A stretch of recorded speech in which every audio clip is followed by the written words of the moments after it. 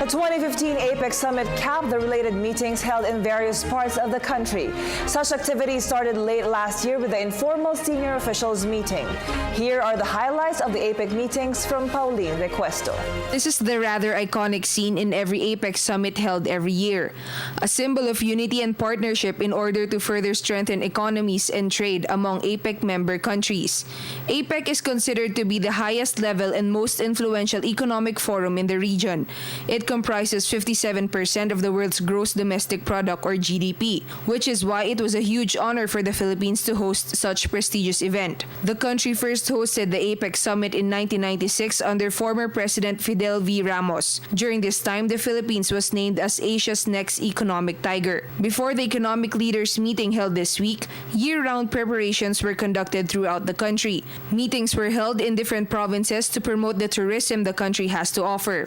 The first visitors for APEC 2015 will set foot in our country, and the Philippines will have the distinct privilege of hosting the next chapter in one of the largest joint efforts to improve trade and cooperation amongst major economies. Here within our communities, leaders from government and the private sector will map out the future of the Asia-Pacific.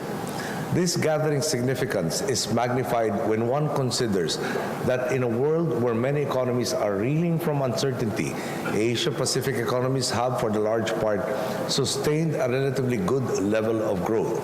In fact, Southeast Asia in particular has been identified as one of the world's most promising regions.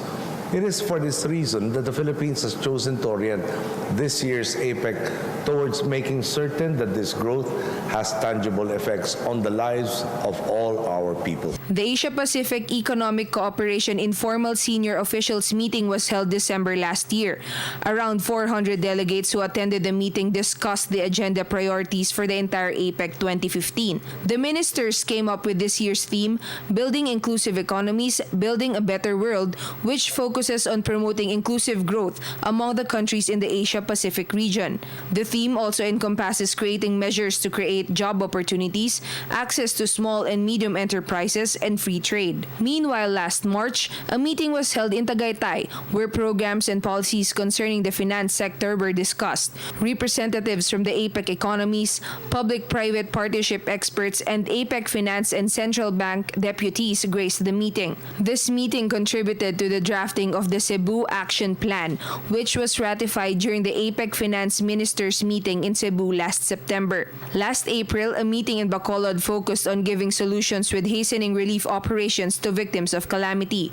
According to APEC, more than $300 billion is lost due to the destruction of infrastructures and roads during calamities, which is why ministers drafted policies and programs concerning disaster risk management. They also encouraged microinsurance companies to give aid, especially to the impoverished during the times of calamity. Since the Boracay is a popular tourist destination, a meeting which involved promoting each country's tourism was held in the famous island. More than 2,000 delegates who attended the meeting formulated policies and discussed projects which included mainstreaming the micro, small, and medium enterprises or MSMEs in the tourism industry. The said meeting paved way for Boracay to be considered as a world-class convention site. In the historic town of Bataan, 2 meetings were held. These were the APEC workshop on fiscal management through transparency and reforms, where proper government spending took center stage, and the APEC Senior Finance Officials meeting, which focused on taxation. The third senior officials meeting was held in Cebu, where problems involving health and water pollution were tackled. Economic representatives determined the common problems in the financial market and how these can be resolved. Energy and transportation problems, meanwhile, were the focus of the October's meeting.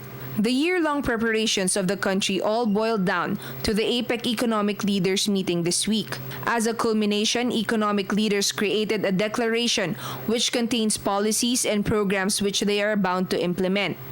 Excellencies and partners from APEC, allow me to state that we in APEC are truly grateful for the efforts of APEC.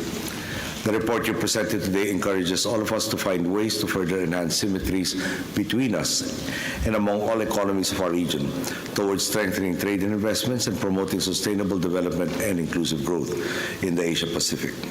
By so doing, we open more doors of meaningful opportunity for all our citizens. Now it is up to every world leader on how these policies and programs will be realized in his or her respective country.